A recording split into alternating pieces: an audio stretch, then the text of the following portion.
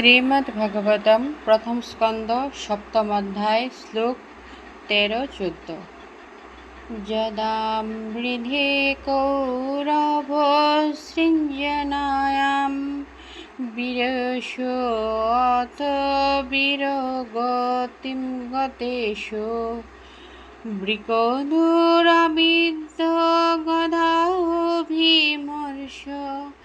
ভগ্ন উরুদণ্ডে ধৃতরাষ্ট্রপুত্রে ভর্তুপ্রিয়ম দ্রুণীরিতি সপুষ্যন কৃষ্ণাসুতনাম সপ্ততাম শিরংসি উপহরতি বিপ্রয়ম এব তস্য যুগুপ্সিতম কর্ম বিগর্হয়ন্তি।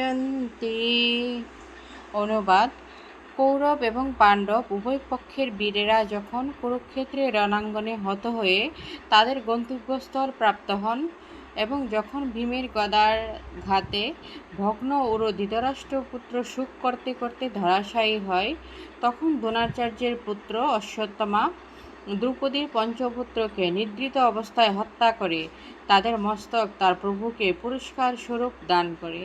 মূর্খের মতো সে মনে করেছিল যে তার ফলে দুর্যোধন প্রসন্ন হবে। দুর্যোধন কিন্তু তার এই গর্হিত কর্ম অনুমোদন করেনি এবং তাতে মোটেই প্রীত হয়নি।